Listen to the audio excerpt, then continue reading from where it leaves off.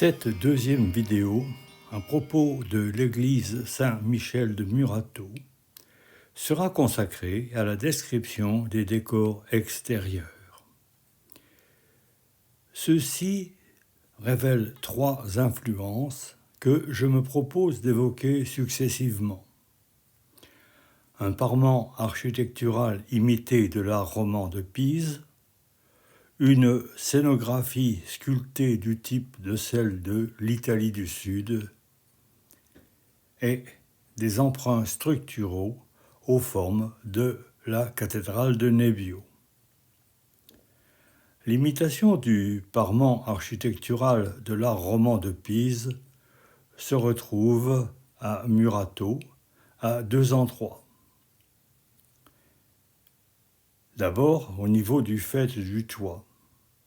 Le décor comporte une frise sculptée surmontant une rangée de lésènes portées par des modillons historiés.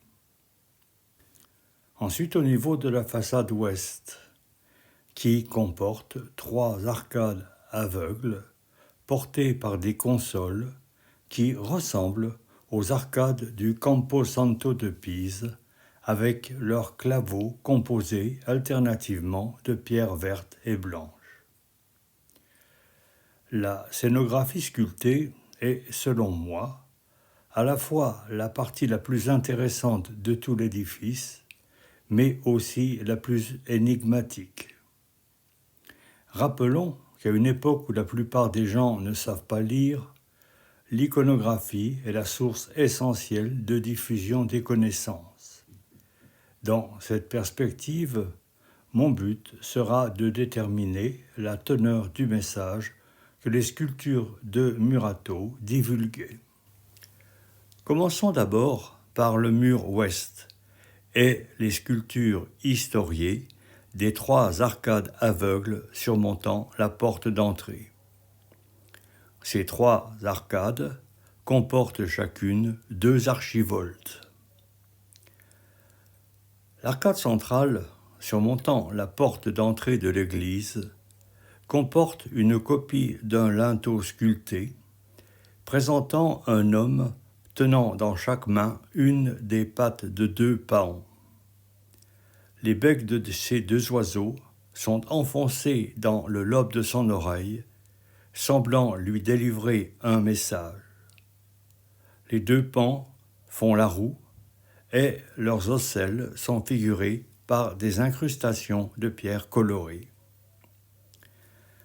À l'époque de la construction de l'église de Murato, le pan était perçu positivement. Les plumes de la roue déployées évoquaient le monde céleste et la promesse de résurrection. On disait aussi que le cri rauque de cet animal faisait fuir les serpents, assimilés au diable. Un bas-relief du IXe siècle représente deux pans de part et d'autre d'une croix. Leur queue de plume est repliée sous cette croix. Les deux animaux semblent s'abreuver à un vase dissimulé par le bois de la croix, dont on ne voit que les deux extrémités. Ce vase figure le calice ayant contenu le sang du Christ crucifié. Ce bas-relief permet de déterminer le double rôle allégorique du pan dans les mentalités de l'époque. Il est à la fois le gardien de la croix et de l'Église, mais aussi un médiateur, incitant les fidèles à faire symboliquement comme eux, en allant communier et ainsi en se rapprochant du Christ et du salut. Le bas-relief permet donc d'évoquer la teneur du message dispensé à l'oreille de l'homme. Pour mériter la vie éternelle, tu dois entrer humblement dans l'Église, assister à la messe et communier. Au-dessus du linteau, le tympan est non sculpté. Il est néanmoins pourvu d'une croix formée de trois pierres de serpentine. L'arcade centrale, proprement dite, comporte 2 archivoltes de pierre, alternativement blanches et vert sombre. Les 2 pierres de base de l'archivolte intérieure sont sculptées et représentent 2 quadrupèdes debout dont la tête surmonte le linteau. Ces animaux sont menaçants et montrent leurs crocs prêts à mordre. Ils ressemblent à ceux que j'ai décrits sur le portail de la cathédrale de Nebbio et sur un de ses chapiteaux. Il est difficile d'identifier ces quadrupèdes. Sur les 2 cathédrales, la présence d'une crinière m'avait permis de penser que cet animal était un lion. Les lions sont en général figurés sur les pieds droits des portes des églises en tant que gardiens. Par contre, les sculptures dominant la porte de l'église de Murato ressemblent plutôt à des bovins et des taureaux. La présence de taureaux me semble peu vraisemblable. D'une part parce que ces quadrupèdes ne portent pas l'attribut qui les caractérise, les 2 cornes. Ensuite et surtout du fait que le taureau était mal vu au Moyen-Âge, car il était un symbole du paganisme antique. En ce qui me concerne, je formule l'hypothèse que les sculpteurs travaillant à Murato auraient pu vouloir s'inspirer des sculptures vues à Nebbio. Ils l'auraient fait si médiocrement que ces animaux sont difficilement identifiables, ce qui ne permet pas d'en donner la signification. L'archivolte extérieure de l'arcade centrale est décorée de cercles floraux.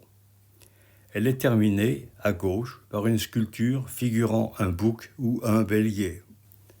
Au-dessus du bélier, dans l'angle entre les 2 archivoltes supérieures, une sculpture montre 2 oiseaux représentés dos à dos, ayant tourné la tête pour boire dans ce qu'on pourrait penser être un calice. Il s'agit d'un symbole habituel de l'Eucharistie. À droite, le motif décoratif droit figure un entrelacs de fleurs.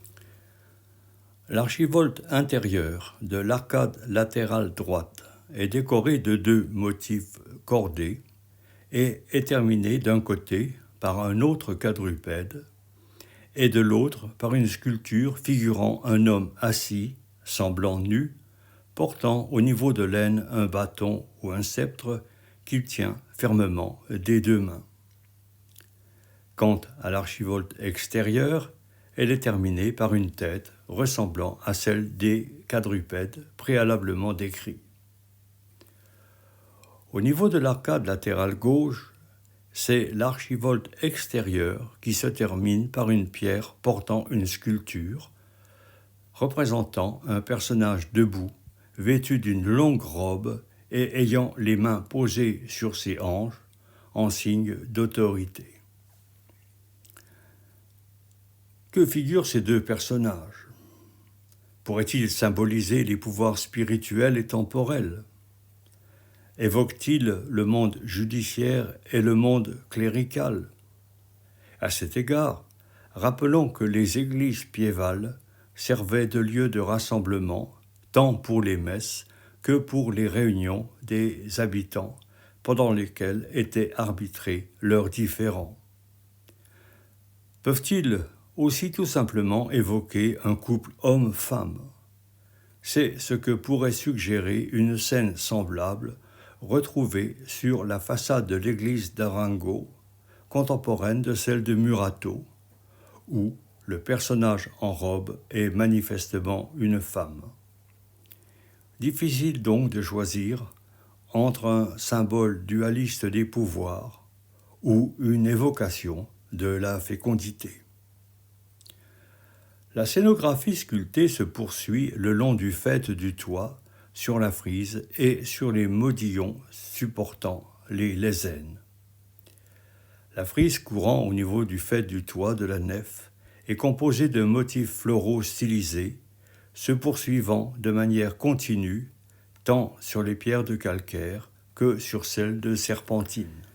C'est seulement au niveau de la frise sculptée de l'abside que l'on peut trouver des motifs différents, avec en particulier 2 animaux accolés par la croupe et possédant des pattes avant d'oiseaux, et un couple d'hommes-femmes aux jambes écartées. En dessous de la frise est sculpté un décor cordé. Les arcades à claveaux des lésènes sont alternativement construits en calcaire blanc et en serpentine. Quelques motifs sont sculptés sous l'intrados, dont une main. Quant aux modillons, ils sont tous historiés, mais sans que l'on puisse déterminer un ordonnancement structuré. La plupart représentent des figures géométriques ou florales. Quelques-uns d'entre eux méritent cependant qu'on les décrive. Ce modillon représente un homme, apparemment nu, tenant un bâton ou une épée, et qui semble porter à sa bouche un olifant. Plus significatif est ce cerf. Il est sculpté de la même manière que les quadrupèdes du porche et n'est reconnaissable que par les bois surmontant sa tête. Selon les bestiaires médiévaux, le cerf est une allégorie du Christ. On dit qu'il est même capable d'avaler un serpent venimeux, puis ensuite de boire de l'eau claire pour se purifier du venin. Face au cerf, le modillon suivant figure un arbre de vie.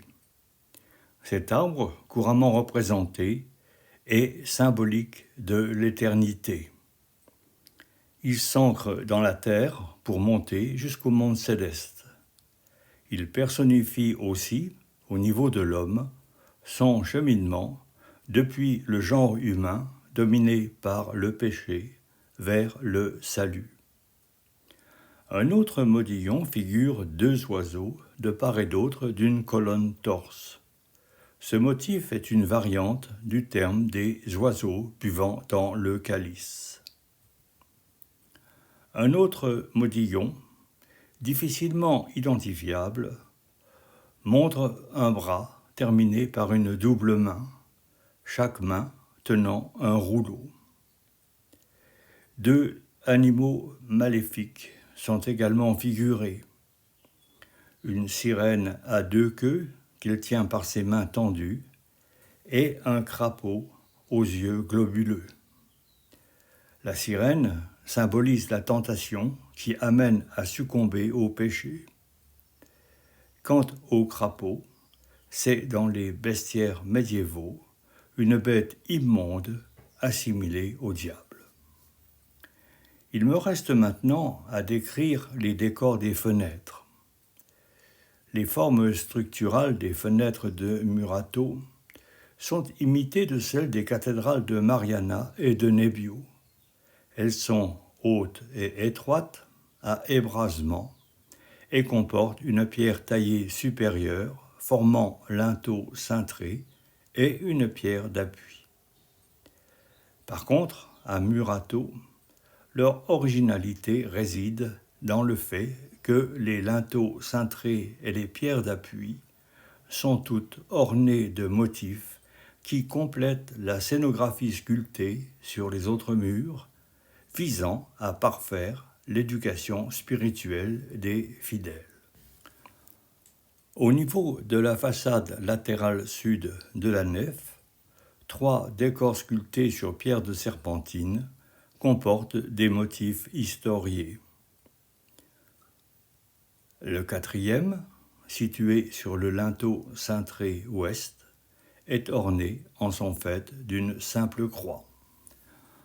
Le bas-relief le plus explicite est situé sur le linteau cintré sud-est. Il représente à droite l'arbre de la connaissance sur lequel est enroulé un serpent. Ce serpent s'est partiellement déroulé pour tendre un fruit à la femme qui se trouve à gauche. Manifestement, cette scène figure le moment où Ève commet le péché originel. Une particularité apparaît cependant sur ce bas-relief. Ève tend la main droite pour prendre le fruit défendu, mais de la main gauche, elle dissimule son sexe, comme si elle savait déjà qu'elle commet une grave faute en désobéissant à Dieu. Au-dessus, sur le modillon surmontant la fenêtre, une tête démoniaque observe la scène. Ce bas-relief est un exemple à méditer pour le fidèle. Il est attiré par le péché tout en sachant pertinemment qu'il s'écarte des commandements de Dieu. Au niveau de l'appui de cette fenêtre, à gauche est sculpté un ange tendant la main en direction d'un cep de vigne portant de grosses grappes de raisin. À droite, un homme tenant un couteau vient d'en cueillir une grappe. On prétend que cette scène figurerait Noé, recueillant le raisin des ceps qu'il avait plantés après la fin du déluge. Cela est contestable, vu la présence de l'ange que les textes bibliques ne mentionnent pas. Pour interpréter cette scène, je formule une hypothèse s'appuyant sur l'évangile de Saint Jean, hypothèse qui m'est évidemment personnelle. Dans son évangile, Saint Jean, rapportant les paroles de Jésus, écrivit « Je suis la vigne et vous les sarments. Celui qui demeure en moi et en qui je demeure porte beaucoup de fruits. Si quelqu'un ne demeure pas en moi, il est comme le sarment, jeté dehors et il se dessèche. Les sarments secs, on les ramasse, on les jette au feu et ils brûlent. Si vous demeurez en moi et que mes paroles demeurent en vous, demandez tout ce que vous voulez, cela se réalisera pour vous. » Ce bas-relief serait, selon cette hypothèse, une représentation symbolique du Christ qui a dit de lui « Je suis la vraie vigne ». Pour les chrétiens qui regardent ce bas-relief, le message est clair. Soyez comme ce vendangeur, suivez à la lettre l'enseignement du Christ et vous en recueillerez les fruits. Mon hypothèse est selon moi corroborée par le bas-relief de l'appui de fenêtre droite, qui figure également le Christ en tant qu'agneau de Dieu mentionné dans l'évangile de Saint Jean. Voici l'agneau de Dieu qui enlève le péché du monde. Cette citation rappelle que dans ce but, Jésus s'est sacrifié pour la rédemption de l'humanité. Au centre se trouve l'agneau tenant une croix sur la patte avant. Il est cerné par deux loups féroces symbolisant les forces démoniaques. Ce motif était déjà représenté sur l'architrave du tympan de la cathédrale de Mariana. Si mon interprétation est exacte, les trois bas-reliefs des fenêtres de la nef sud établissent un message cohérent à destination des fidèles qui peut s'exprimer comme suit. Vous êtes pécheurs et attirés par le mal du fait du péché originel. Le Christ, par son sacrifice, a permis votre rédemption. Si vous suivez son enseignement, il vous mènera au salut. La façade latérale nord comporte également trois bas-reliefs historiés pouvant servir à l'instruction des fidèles. Le quatrième, celui du linteau cintré nord-ouest, représente un entrelac cordé sans signification particulière. Le linteau cintré de la fenêtre de la nef nord-est est représente deux serpents, au corps enroulé sur eux-mêmes, figurés symétriquement, faisant face à deux oiseaux. Les corps de ces deux serpents s'entrecroisent et se retournent, en sorte que leur tête est renversée. Leur gueule est ouverte face à l'oiseau. Cette posture de la tête renversée suggère que les serpents ont été vaincus et ont été dominés par les oiseaux. L'oiseau de droite a même enfoncé son bec dans la gueule ouverte du serpent, comme s'il l'attaquait. Ce bas-relief est, selon mon hypothèse, non seulement une allégorie de la victoire du bien contre le mal, mais aussi un symbole de la lutte cosmique entre le monde démoniaque et l'ordre divin.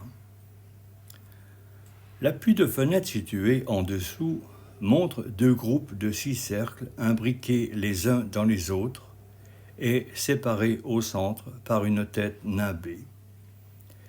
Dans le cercle sont figurés 4 types de motifs: des étoiles, des oiseaux, des brins torsadés et des formes qui ressemblent à des gerbes de blé liées.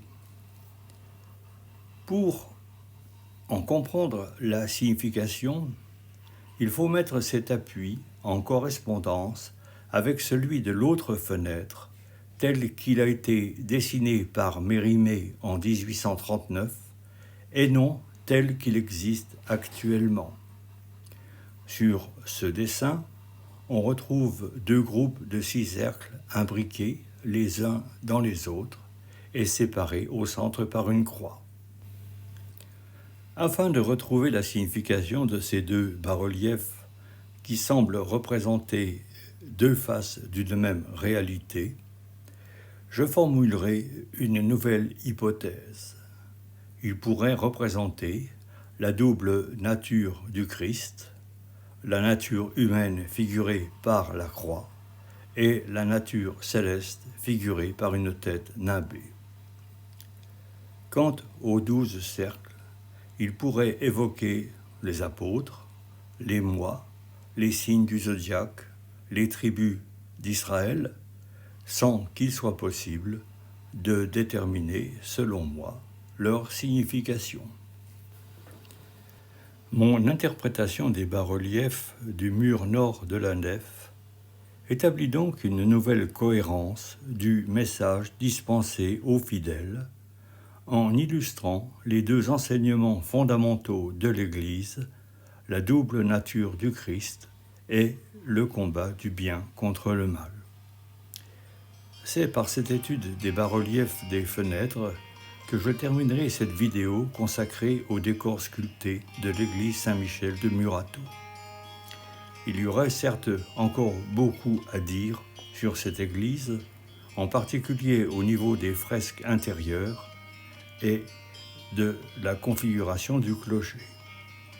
Cependant, pour moi, l'essentiel était de montrer l'étonnante cohérence des sculptures et bas-reliefs qui étaient mises au service de l'éducation spirituelle des fidèles.